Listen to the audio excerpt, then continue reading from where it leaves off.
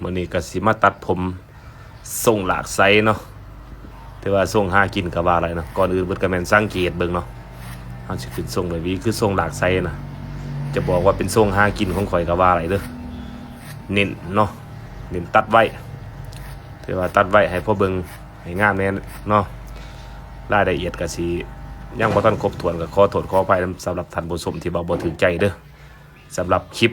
เฮาก็เฮ็ดตามสไตล์ตามวิธีเฮาผู้มักก็เบิ่งผู้บ่มักก็บ่เบิ่งเนาะคือทรงนี้ข่อยตัดใส่เวลาอยู่ประมาณ5นาทีปลายเนาะก็เป็นจบงานแล้วเนาะเพราะว่าลูกค้าว่าปล่อยเด้อทั้งหลังเนาะทั้งเทิงก็เป็นบ่ตัดเนาะเอาสะโพกแต่ว่าทั้งข้าง2ล้านออกเนาะเป็นทรงหลากใส่มันเด็ดบ่หรือว่าทูบ็อกหลากใส่มันเด็ดก็ว่าไปแล้วแต่ผู้สิเอิ้นเนาะสำหรับทรงมันก็บ่มีหยังตายตัวแล้วแต่ผู้สิเอิ้นเนาะคือการตัดข่อยก็สังเกตเบิ่งเนาะขึ้นเนาะสำหรับเบื้องหนึ่งบ่ทันหอนาทีก็ว่าอยากแล้วเด้บ่ทันได้ลงมีลามกันขอบกันหยังแล้วสังเกตเบิ่งเนาะนี่ประมาณนาทีนึงก็ไหลซ้ำนี่เนาะถือว่าก็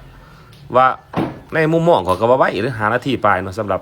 ข่อยเองคิดเลยแต่ว่าสำหรับบางคนไว้ยังสะอยู่อีกข่อยก็บ่จักสิว่าเนาะ ข่อยตัดก็ใส่เวลาอยู่ประมาณ5นาทีปลายสำหรับส่งเลยเนาะก็บ่ได้ตัดบ่ได้ต่อเลยทุกคนเด้อคือตัดแบบโตจริงเนาะใส่วีใส่ตรงเด้อบ่มีเบอร์บ่มีอีหยังเนาะบ่มีฟันหลอกเนาะตามสไตล์ตามวิธีข่อยคือเก่าคือผู้ใดที่ว่าติดตามได้หลายคลิปที่ว่าอะไรเห็นข่อยเฮ็ดคลิปลงเนาะข่อยก็ตัดตามสไตล์วิธีข่อยบ่ได้ห้ำได้เฮียนเนาะบ่มีครูบาอาจารย์อาศัยจื้อหัดกระทัดหัดผู้นั้นผู้นี้มาประยุกต์ใส่กับตนเองเนาะจึงได้ตัดผมได้ถูกมือเนาะสำหรับการตัดผมผมก็ใส่เวลาหลายเติบสมควรเนาะจังไรสำนี้เนาะคือประสบการณ์ก็มีอยู่ประมาณ10 กว่าปีเนาะการตัดบ่ต้องย่านตกใจว่าข่อยตัดบ่ถือวิธีตัดบ่งามตัดจังสันจังสีเนาะบ่เข้าตามสไตล์นับแต่การจับตรงเลยการจับปีการจับอันมีซัดมีตัดเนาะก็มีหลายคนคอมเมนต์เนาะบอกว่าข่อยตัดข่อยจับบ่ถือเป็นสร้างตัดผมก็จับบ่ถือตัดบ่ถือเนาะหรือว่าเจ้าจะเลือกบ่สไตล์การตัดเนาะจับถือตรงตามหลักการตามระเบียบหลักการที่ว่าเจ้าเฮียนมาตัดแล้วออกมาบ่เป็นตาหรือว่าบ่งามบ่เข้าสไตล์กับลูกค้าที่ว่ามักรายละเอียดบ่ดีหรือว่าจะมักแบบนั้นบ่หรือว่ามักแบบสไตล์ที่ว่าสไตล์คือข่อยโปเบะขึ้นไปเลยเนาะบ่ได้มีพิธีพิธันบ่ได้มีขั้นตอนอีหยังมันยุ่งยากจับยองปูดปาดขึ้นไปเลยเนาะบ่บ้าขึ้นไปเลยเนาะผลลัพธ์ออกมาก็แม่นถือว่า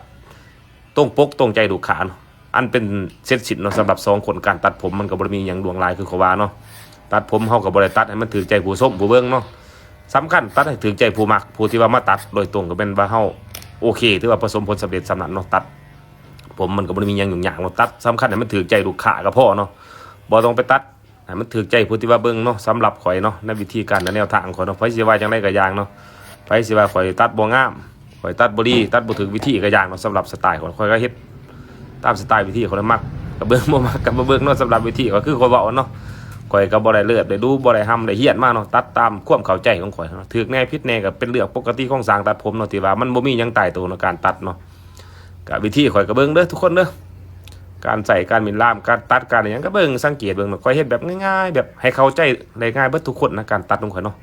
ข่อยก็บ่ได้มีหยังบ่ได้ตัดได้แต่งสำหรับการถ่ายวิดีโอก็เป็นถ่ายสุดก็แม่นเอาปรับเอาเลยเอาลงเลยเนาะหัวงามหัวขี้ลายหัวบ่งามข่อยก็เอาลงให้เบิ่งเบิดป้าป่นกันบ่ได้จ่อจงว่าหัวนั้นงามหัวนั้นขี้หลายบ่เอาลงเนาะมันก็บ่ได้แม่นเนาะสำหรับข่อยมันก็เอาลงให้เบิ่งเบิดคือเก่าเนาะมันอาจจะมีหัวที่ว่างามหัวที่ว่าขี้หลายก็ป้าปนไปเนาะก็เป็นเรื่องธรรมดาของการตัดผมคือเฮาเว้าเนาะมันก็อิงตามทรงผมของลูกค้าแล้วก็อันนั้นผิวหน้าของลูกค้าเนี่ยบ่เนาะว่ามันจะงา